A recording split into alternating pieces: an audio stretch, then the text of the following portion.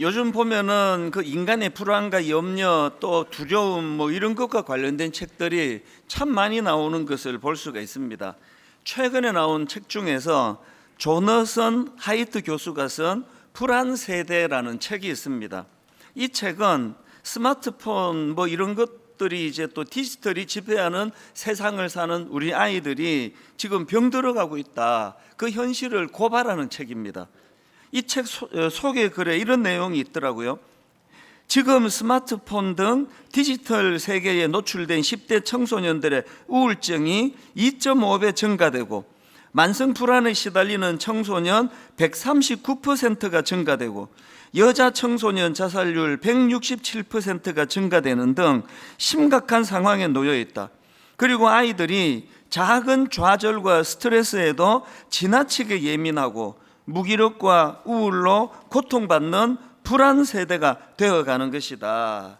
뭐 이런 내용의 이제 글을 읽으면서 생각해 보니까요, 뭐 이런 내용의 주제를 다룬 책이 지금 뭐 굉장히 많이 나옵니다. 그리고 이 책의 저자는 미국의 전문가 교수예요. 참 어떤 면에서는 우리나라만의 문제가 아니라 이게 뭐 전 세계적인 지금 이 보통 심각한 문제가 아닌 현실입니다. 그러다가 보니까 뭐 기성세대 다음 세대 할 거 없이 모두가 불안하고 두렵고 염려는 많은데 점점 뭔가에 쫓기듯이 분주하고 마음의 여유는 없어지고 이런 세상을 우리가 살아갑니다. 그러다 보니까 정서적으로 굉장히 메마르고 또 건조해져 가는, 삭막해져 가는 것을 느끼는데요. 그래서 제가 이번 여름에 정말 제가 목사로서, 그리고 우리 성도님들이 그리스도인들로서 이런 시대에 끌려가는 인생이 아니라 어떻게 해서든 우리가 마음의 여유를 찾고 또 어떻게 해서든 우리 마음의 평안을 회복해야 되겠다. 그래서 제가 시편 131편을 프린트해가지고 갖고 다니면서 참 오래 묵상을 했다, 그 말씀을 드렸는데요.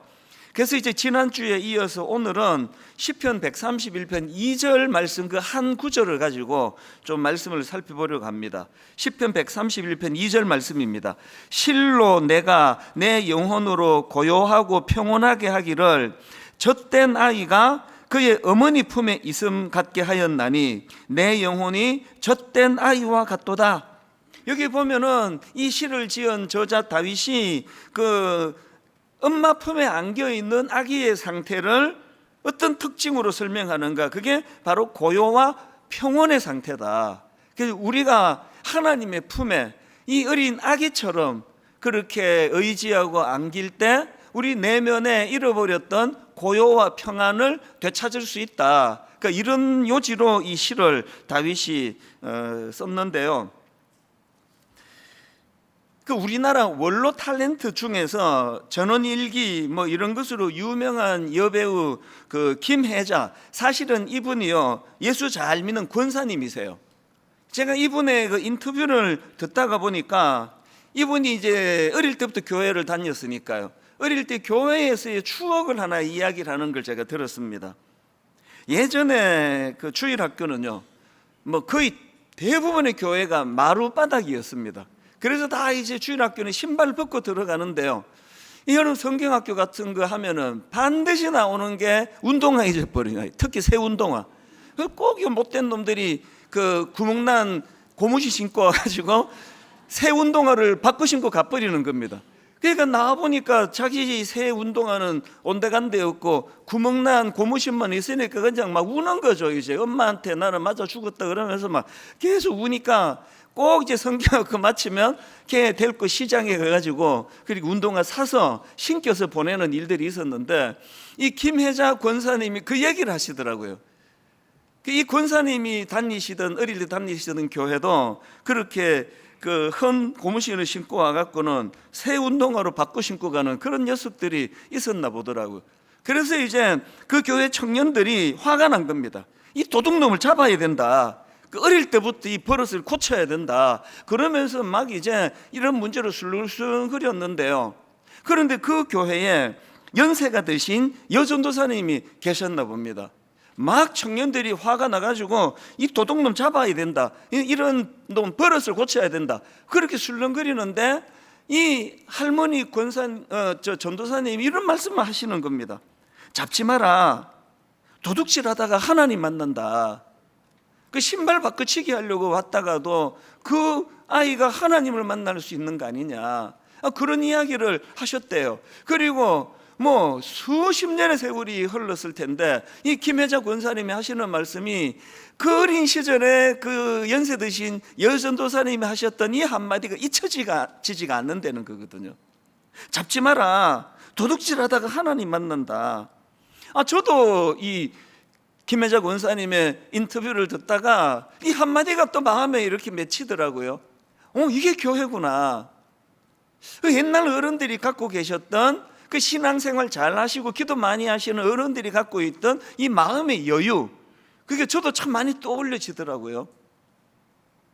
그러면서 제가 든 생각이, 참 오늘 신앙생활은 우리도 어쩔 수 없이 이 땅에 발을 딛고 살아가다가 보니까 이 예수 잘 믿던 어른들이 갖고 있던 이 마음의 여유를, 이걸 참 잃어버리고 사는 거구나, 그런 씁쓸한 마음이 저에게 찾아왔습니다. 사실 여러분, 이 각박하고 메마른 시대를 살아가다가 보면은 참 우리도 마음의 여유가 없습니다. 제가 가끔 이제 부부 상담을 하다가 보면 참 마음이 아플 때가 있습니다. 제가 알기로 이 남편이 참 좋은 남편이고요, 그 아내분도 참 좋은 분이에요.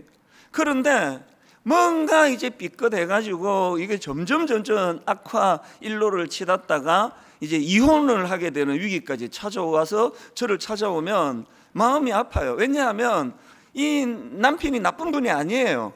그런데 마음에 여유가 없다가 보니까 아내가 좀 뭘 투정하고 하는 이야기를 여유로울 때 잘 받을 수 있는데 그걸 잘 받지를 못하고, 또 반대 경우도 똑같습니다. 그 아내분이 참 좋은 분인데 아마도 뭐 그 정도로 심각하진 않아도 오늘 예배드리는 뭐 대부분의 성도님들이 참 좋은 분인데 그 마음에 여유가 없어서 자녀들을 대할 때도 저도 그래요. 제가 분당 우리 교회를 개척하던 그 해에 우리 큰아이가 초등학교를 입학했고 그 밑에 5살, 그 밑에 2살인데 제가 그때는 또 젊었고 막 교회를 개척하고 사람들이 막 몰려오다 보니까 집에 가면은 막 여유가 없었습니다. 그래서 눈 뜨면 설교 준비해야 되고, 눈 뜨면 설교 준비해야 되니까 애들이 오면은 자꾸 절로 가라 그러고 문 걸어 잠그고, 그랬던 게 참 마음이 아파요. 우리가 이 땅을 살아가면서 저분이 나쁜 분이 아닌데 그건 다 그 마음이 지금 너무 급하고 또 이 메마른 시대를 살아가는 현실이 그래서 그렇습니다. 그렇기 때문에 저는 이 시편 131편 특히 2절 말씀이요, 실로 내가 내 영혼으로 고요하고 평온하게 하기를 젖된 아이가 그의 어머니 품에 있음 같게 하였나니 내 영혼이 젖된 아이와 같도다. 이 고요와 평안, 그게 하나님이 주시는 선물인데 이거를 내가 되찾아야 되겠다, 그런 마음의 이런 소원을 가지고 우리가 이 말씀을 좀 살펴보면 좋겠습니다. 이 시편 131편을 지은 시인이 다윗이라고 말씀드렸는데요, 다윗은 이걸 기교를 가지고 쓴 게 아니고 자기가 정말 추구하던, 그래서 그 다윗의 삶을 보면은요, 이 고요와 평온을 살아냈던 인물이다, 이렇게 말할 수가 있습니다. 예를 하나 들어보겠습니다. 사무엘상 16장에 보면은 다윗이 자기 아들 압살롬이 반역을 일으켜요. 여러 번 말씀드렸지만 아비로서 이것보다 더 절망이 있겠으며 이것보다 더 비참한 일이 있겠냐고요. 이게 사는 게 아닙니다. 그렇게 혼비백산해서 목숨을 살리겠다고 지금 도망가는 상황인데요, 안 그래도 지금 힘들어 죽겠는데 그 도망가는 여정에 그 시므이라는 굉장히 참 다윗에게 상처를 그냥 막 후벼 파는 짓을 하는 겁니다. 사무엘은 16장 5절 6절이 그 내용입니다. 다윗 왕이 바울임에 이름에 거기서 사울의 친족 한 사람이 나오니 게라의 아들이요 이름은 시므이라. 그가 나오면서 계속하여 저주하고 또 다윗과 다윗 왕의 모든 신하들을 향하여 돌을 던지니, 알고 봤더니 시므이는 사울 왕 가문의 사람인데요, 참 이런 부류의 사람이 비열해요. 다윗이 권력이 있고 힘이 있을 때는 막 찍소리도 못하고 그냥 요즘 젊은 사람들 말로 그냥 막 찌그러져 있다가 다윗이 이제 뭐 힘이 하나도 없어지는 건가 했더니 막 득달같이 나와가지고 막 돌을 던지면서 조롱을 하고 저주를 퍼붓는 겁니다. 그 다윗의 일행 그 신하가 뭐 그 격분하는 거죠. 그래서 그 일행 중 한 사람이 다윗에게 왕이시여 저 시므이의 머리를 베게 해달라고, 아무리 우리가 급하지만 저런 놈은 살려두면 안 된다고 그랬더니요, 그거에 대한 다윗의 반응이 놀랍습니다. 뭐라고 말하는가 하니까 사무엘하 16장 10절과 11절입니다. 왕이 이르되 스루야의 아들들아 내가 너희와 무슨 상관이 있느냐, 자기 일에 나서지 말라는 거예요. 그러면서 다윗이 하는 말이 이겁니다. 그가 저주하는 것은 여호와께서 그에게 다윗을 저주하라 하심이니 내가 어찌 그리 하였느냐 할 자가 누구겠느냐고. 또 다윗이 아비새와 모든 신하들에게 이르되 내 몸에서 난 아들도 내 생명을 해하려 하거든 하물며 이 베냐민 사람이랴. 여호와께서 그에게 명령하신 것이니 그가 저주하게 버려둬라. 그리고는 이 12절 말씀이 놀랍다 못해 처절해요. 세 번역으로 보십시오. 혹시 주님께서 나의 이 비참한 모습을 보시고 오늘 시므이가 한 저주 대신에 오히려 나에게 좋은 것으로 갚아주실지 누가 알겠어. 뭐 딴 거 다 뭐 분석 내버려 두더라도요, 지금 그렇게 아들이 쿠데타를 일으키고 도망가는 과정에서 이렇게 자기를 조롱하는 그 시므이 앞에서도 다윗이 지금 오늘 자기가 노래한 시편 131편을 그대로 구현하는 거예요. 하나님 주신 그 마음의 고요와 평온을 빼앗기지 않았기 때문에 이렇게 반응할 수 있는 거 아니냐고요. 사람이 마음의 여유가 있을 때요, 뭐 아내나 남편이나 또 뭐 부모님이나 자녀나 뭐 교회에 누가 뭐라고 그렇게 상처를 주고 괴롭혀도요, 이렇게 다윗처럼 여유롭게 반응할 수 있는 거 아닙니까? 이게 참 멋지잖아요, 신앙인으로. 어떤 상황에서도 엄마 품에 안긴 아기처럼 나는 고요와 평안을 잃지 않기를 원한다. 이 다윗이 쓴 이 시가 그래서 너무나 제게는 아름답게 느껴지더라는 거거든요. 이 못된 시므이를 상대하는 다윗의 모습에서 제가 놀라는 게요, 지금 그가 마음의 고요와 평온을 잃지 않으니까요, 그렇게 자기를 집요하게 괴롭히고 저주하는 시므이 그를 상대하는데 다윗은 지금 그 시므이와 자기 사이에 누구를 개입시켰냐고요? 하나님을 개입시키잖아요. 저 못된 말 속에도 하나님의 뜻이 있을지 내가 어떻게 아느냐. 이런 사람이 상처를 받겠습니까? 이런 다윗의 모습이 사무엘상 24장에도 나옵니다. 얼마나 자기를 죽이려고 괴롭혔던 사울 왕인데요, 어느 날 엔게디의 한 동굴에서 그렇게 자기를 집요하게 괴롭히던 사울을 죽일 수 있는 기회가 온 거예요. 모든 다윗의 부하들이 이건 뭐 하나님 신 기회다, 이제 우리 모든 이제 고난이 끝날 것이다라고 막 기대하는데, 놀랍게도 다윗은 그 사울 왕을 죽이지 않아요. 살려줍니다. 그리고는 사무엘상 24장 6절에서 자기가 왜 사울을 죽이지 않은 그 이유를 설명하는데 이것도 놀라워요. 사무엘상 24장 6절입니다. 자기 사람들에게 이르되 내가 손을 들어 여호와의 기름 부음을 받은 내 주를 치는 것은 여호와께서 금하시는 것이니 그는 여호와의 기름 부음을 받은 자가 됨이니라 하고, 지금 다윗이 보여주는 이 여유로움이요, 그렇게 한 10여 년을 쫓겨다니고 죽을 고생을 했던 다윗이지만, 다윗은 그 사울과 같은 일은 네 나한테 그랬니? 나도 복수할 거야, 이렇게 반응하지 않는 거예요. 저는 목회하는 제 목회 현장에서 또 가정에서, 여러분은 여러분의 직장에서, 여러분의 가정에서 하나님께 이거 구해야 돼요. 하나님, 다윗이 가지고 있는 이 여유로움을 허락해 주시기 원합니다. 그래서 제가 또 보복하고 그 사람은 또 더 크게 보복하고, 이런 악순환이 지금 이 시대, 또 정치를 보면은 저는 뭐 거의 절망이에요. 뭐 여당 야당 뭐 거의 절망이에요. 이런 관용을 가지고 정치하는 것까지는 기대를 하지 않는데요, 참 화가 나요. 모든 사람들 현수막 못 끌기 법으로 다 막아놓고 정치 구호만 허락을 하는 거 아십니까? 거기에 보면은 아침에 출근할 때 막 역겨워요. 이 시대 앞에 우리가 놀아나면 안 된다는 거거든요. 하나님, 저에게 여유를 주시기 원합니다. 그래서 때로는 남편이, 때로는 아내가 이 사람 왜 이러지? 이런 느낌이 올 때 그때 우리의 실력이 드러날 거 아닙니까? 허허 웃으면서 넉넉하게 품어주는 이런 꿈을 꾸자는 거예요. 그래서 여러분, 우리가 이 시편 131편을 이번 2학기 동안에 좀 묵상하고 또 외우고, 그래서 좀 암기력이 되는 분은 1, 2, 3절을 통으로 다 외우시고, 저처럼 어릴 때 연탄가스를 많이 맡아가지고 절대로 잘 안 외워지는 분은 2절만이라도 외우죠. 2절. 그래서 하나님 앞에 하나님, 어떤 경우라도 내 영혼으로 고요하게 평온하기를, 젖된 아기가 그 엄마 품에 있음 같게, 이런 여유로움을 허락해 주시기 원합니다. 이게 이번 2학기에 우리 교회적인 이게 목표가 되기를 원합니다. 그래서 제가 이런 목표를 이루기 위하여 두 가지 실천 사항을 말씀을 드리겠습니다. 이거 원하시면요, 131편 2절을 원하시면 두 가지 실천해야 돼요. 하나는요, 첫째로는 하루에 단 10분만이라도 고요하고 깊은 묵상의 자리로 나아가셔야 돼요. 오늘 우리 시대는 너무 소란해요. 막 어떨 때는요, 막 올림픽 중계 듣다가도 볼륨 끄고 듣기도 해요.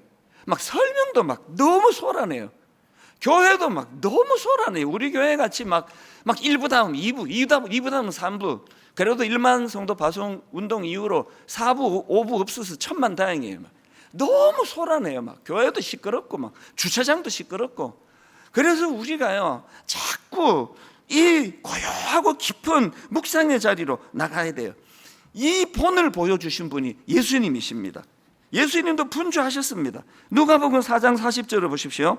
해질 무렵에 사람들이 온갖 병자들을 데리고 나오매 예수께서 일일이 그 위에 손을 얹어서 고치시니, 막 예수님 앞에서 나 목회하는 게 바쁘다 이 말 하면 안 됩니다. 막 온 그 병 잘 고치신다는 소문을 듣고는 원근 각처에서 환자들을 데리고 오셔가지고 쉬실 텀이 없는 밤 늦게까지 그렇게 병자들을, 환자들을 고치시는 일을 했던 주님인데요, 바로 그 다음 42절에 보니까 날이 밝음에 예수께서 나오사 한적한 곳에 가시니,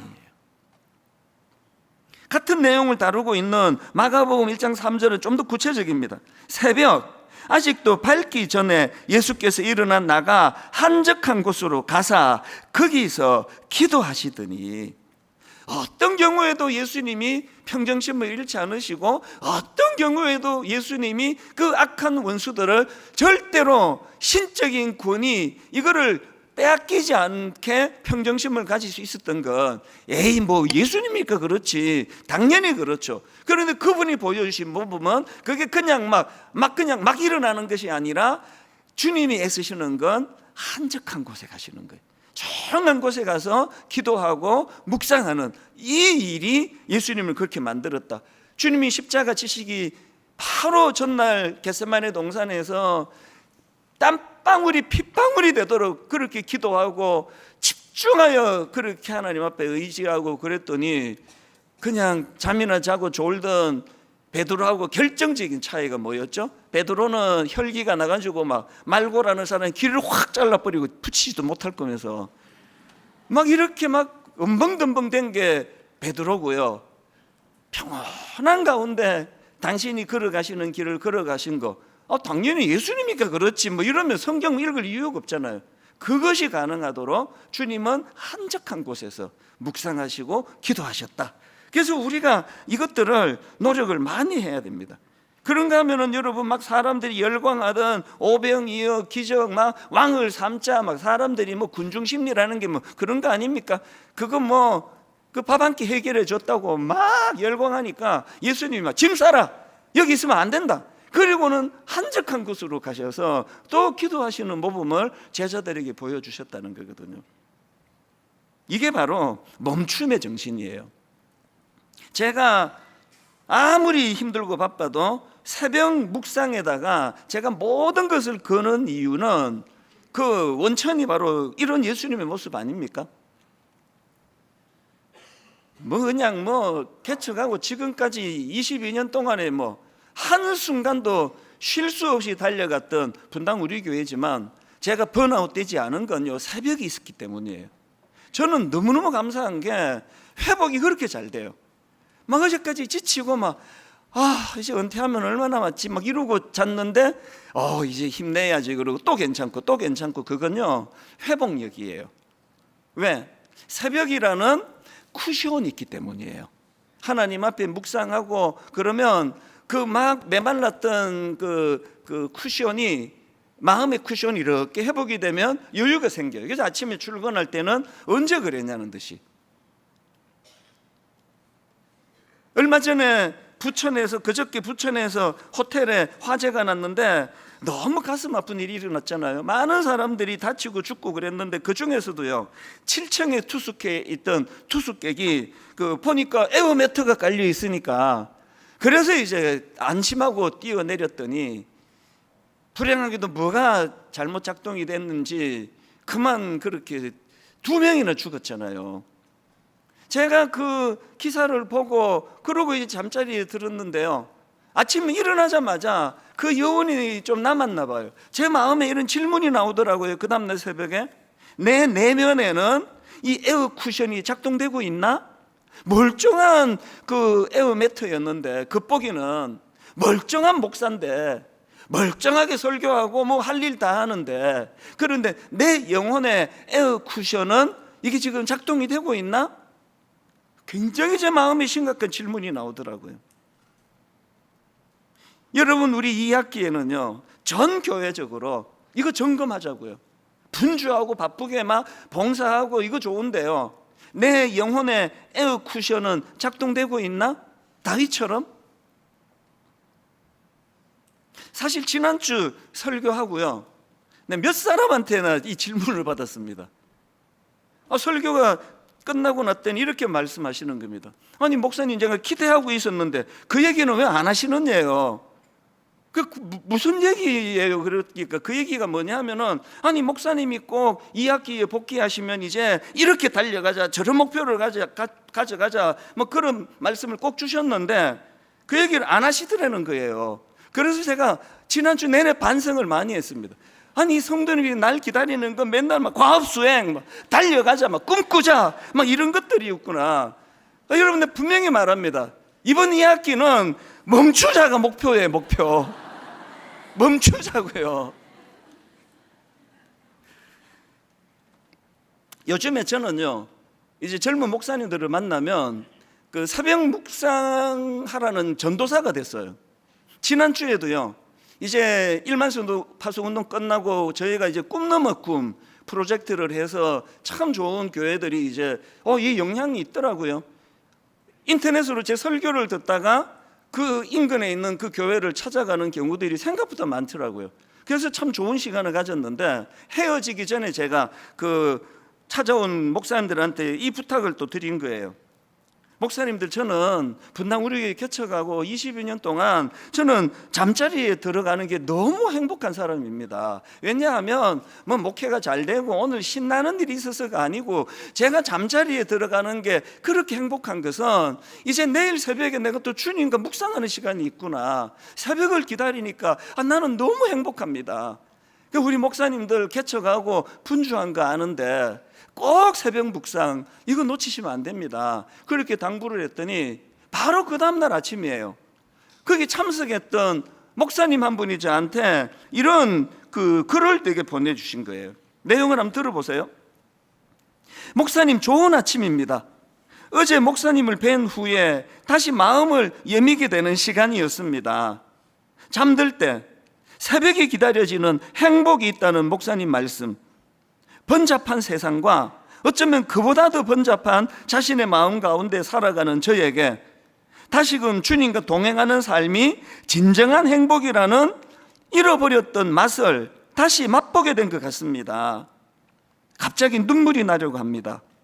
속 시끄럽게 분주하기만 한 제 모습이 척은하기도 하고 부끄럽기도 합니다. 목사님 감사드립니다.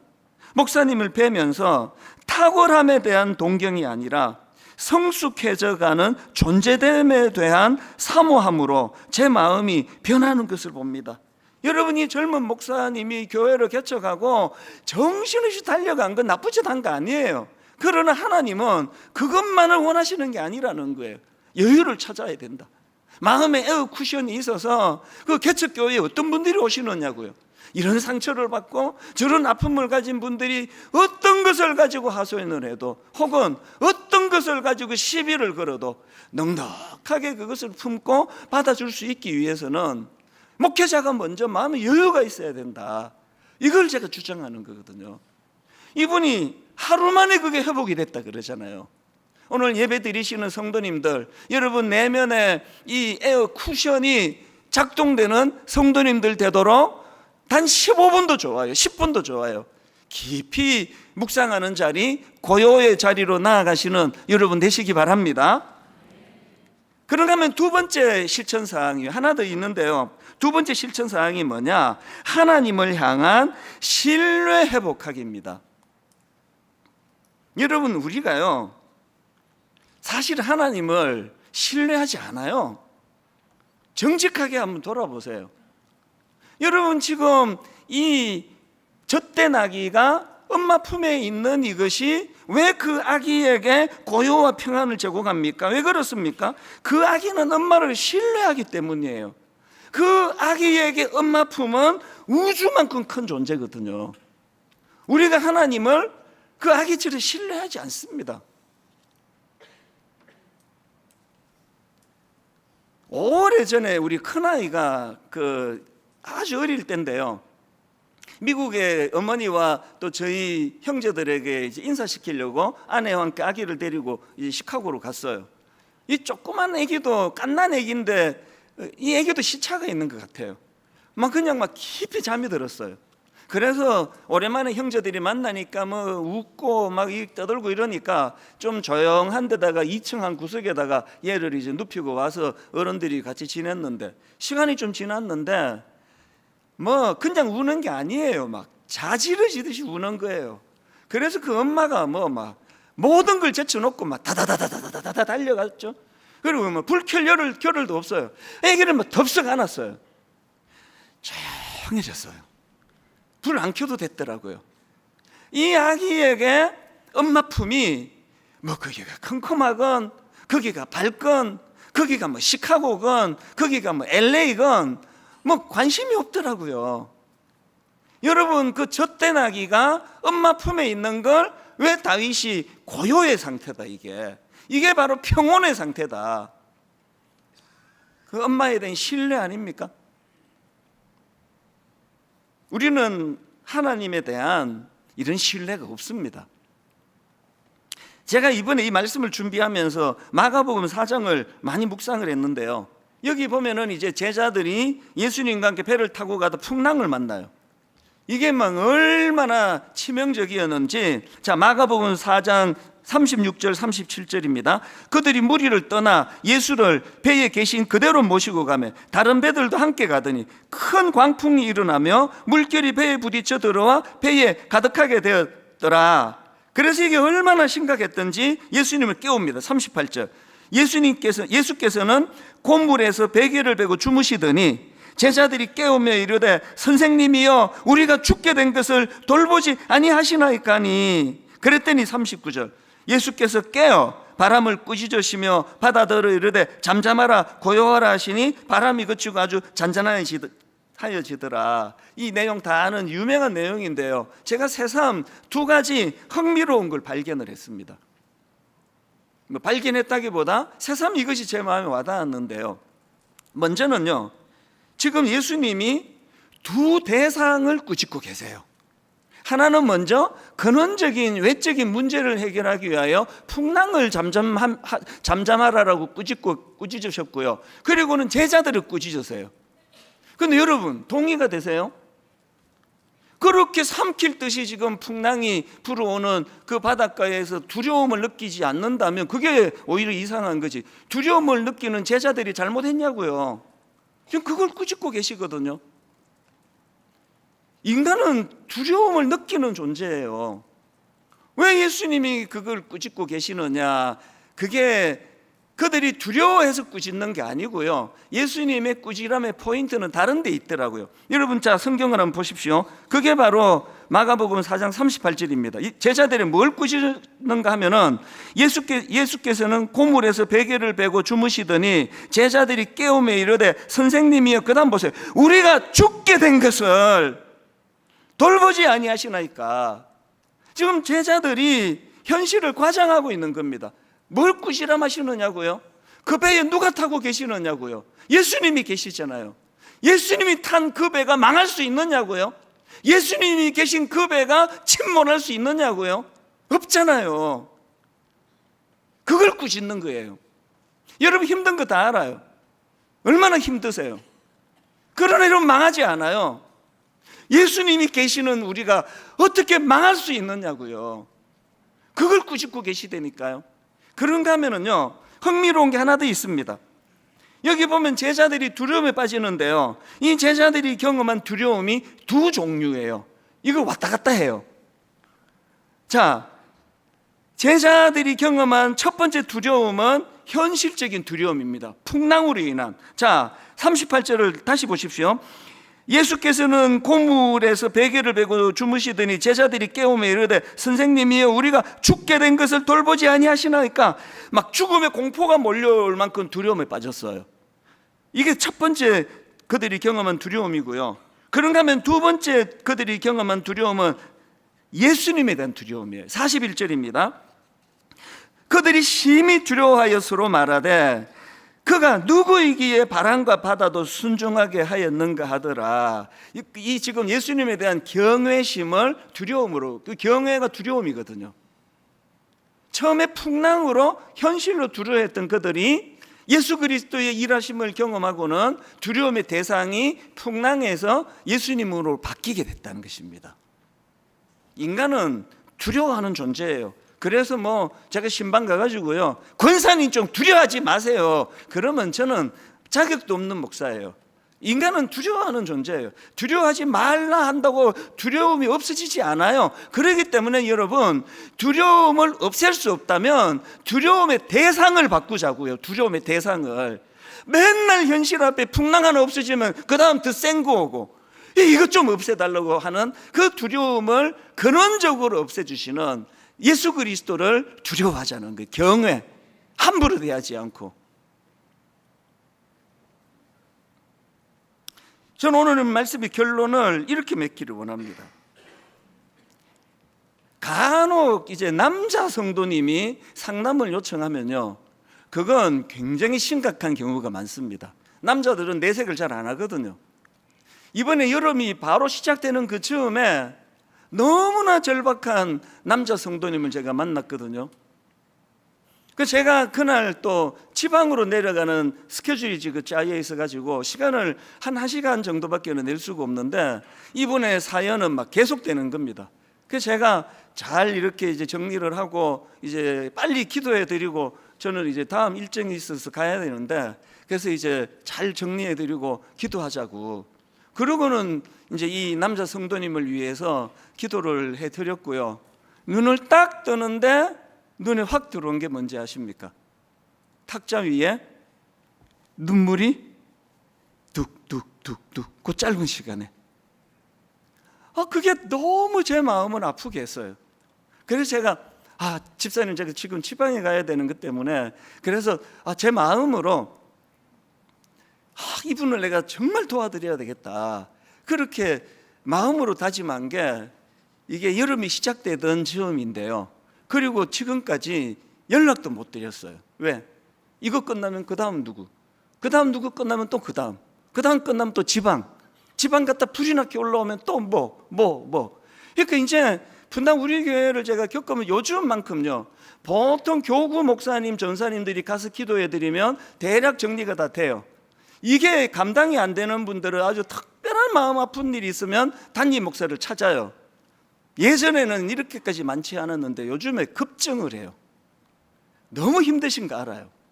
그런데 인간을 의지하면요, 제가 그분에게 이제 여름 내내 내가 계속 만나드리겠습니다, 이렇게 말로 했다면 얼마나 내가 시건할 뻔했느냐고요.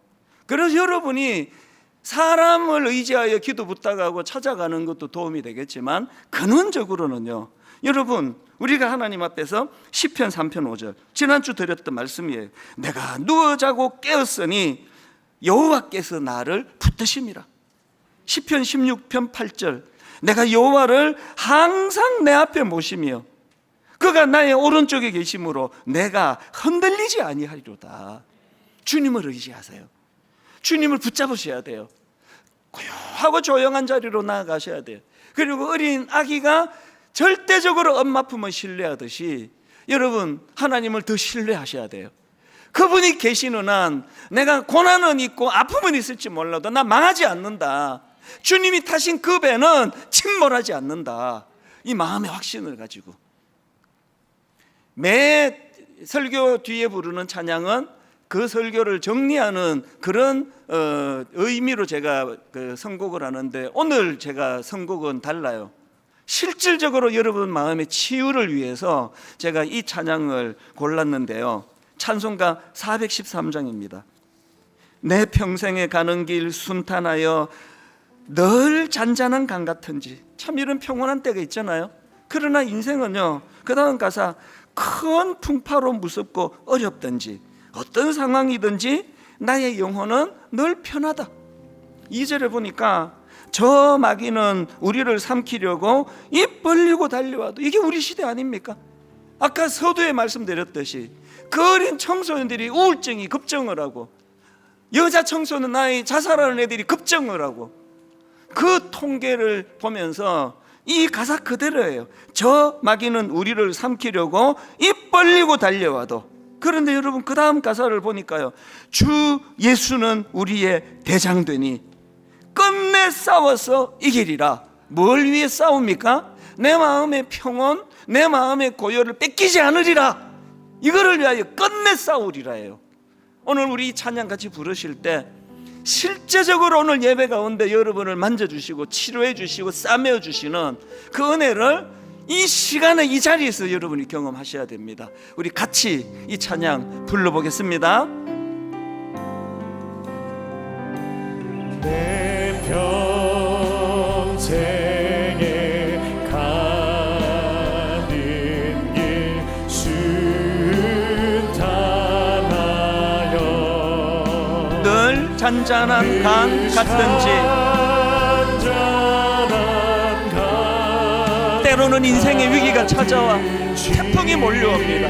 큰 풍파로 무섭고 어렵든지, 어떤 상황이 내 인생에 주어지든지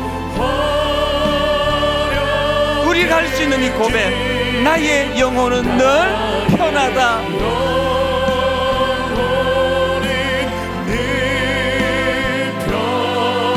우리 1절 다시 한번, 내 영혼이 내 평생에 가는 길, 내 평생에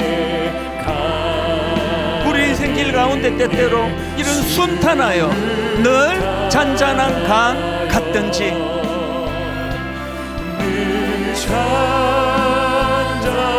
때때로 인생의 어려움이 찾아오고 인생의 위기가 몰려오는 큰 풍파로 무섭고 어렵든지,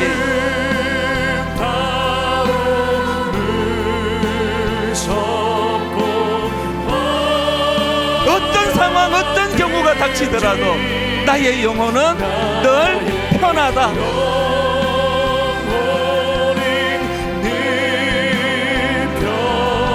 오늘 보혜사 성령님께서 우리 영혼을 평안하게 해주십니다. 내 영혼,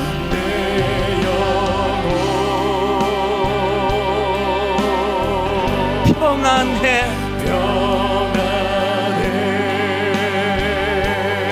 내 영혼, 내 영혼 평안해. 저 마귀는 우리를 삼키려고, 저 마귀는 우리를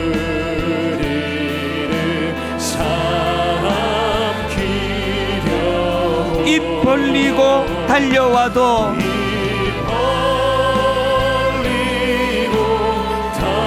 너무나 두려운 상황이 내게 엄습할 때 두려워하지 않는 이유, 주 예수는 우리의 대장되니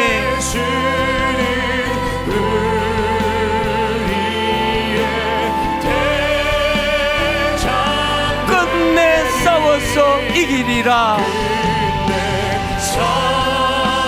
무엇과 싸우기 원하십니까? 내 영혼의 고요는 뺏기지 않을 것이다. 내 영혼의 평온은 빼앗기지 않을 것이다. 내 영혼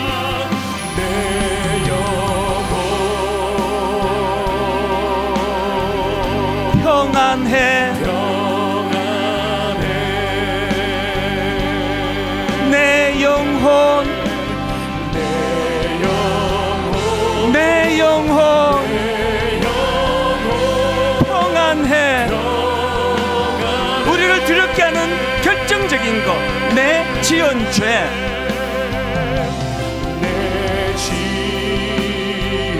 주홍빛 같더라도 우리가 범한 죄악이 우리를 두렵게 만드는 것, 그 두려움의 상황에 주 예수께 다 아뢰며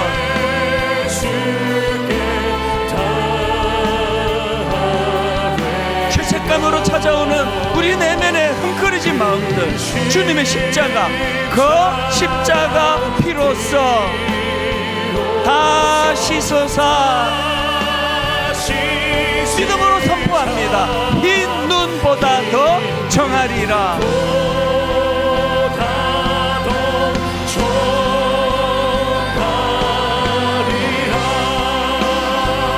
내 영혼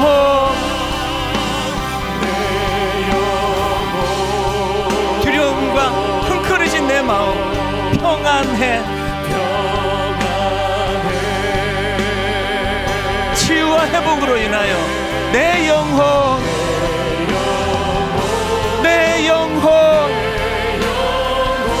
평안해. 우리 다 자리에서 일어나셔서 우리 2절, 저 마귀는 우리를 삼키려고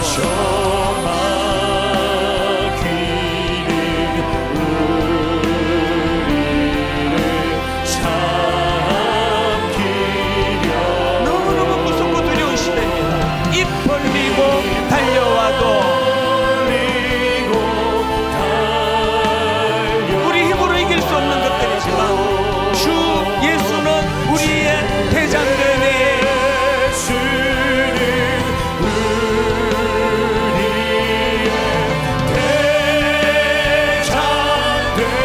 끝내 싸워서 이기리라. 우리가 드리는 찬양 가운데 우리 영혼을 치료해 주시는 성령의 은혜와 역사가 있습니다. 내 영혼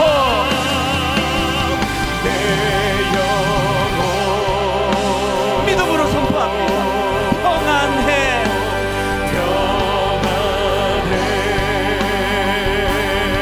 내 영혼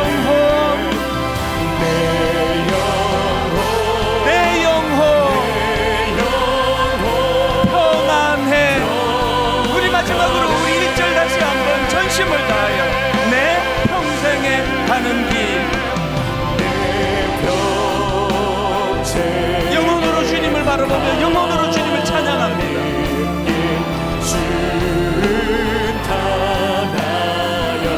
늘 잔잔한 강 같든지 인생길 고난을 만나고 아픔을 경험하고 낙심된 상황이 주어질 때 큰 풍파로 무섭고 어렵든지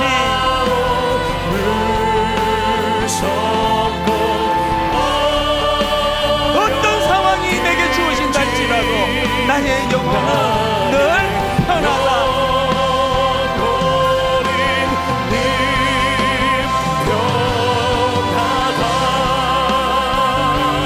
내 영혼 믿음으로 선포하십니다. 평안해.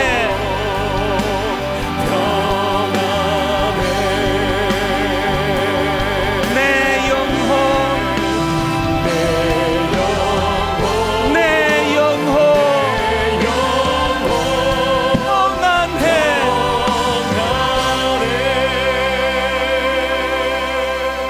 여러분, 오늘은요, 우리 오른손을 가슴에 얹으시고요, 잠잠히 보혜사 성령님께서 너 많이 지쳤구나, 참 많이 힘들었구나, 어디서 그 상한 마음을 치료함 받겠니?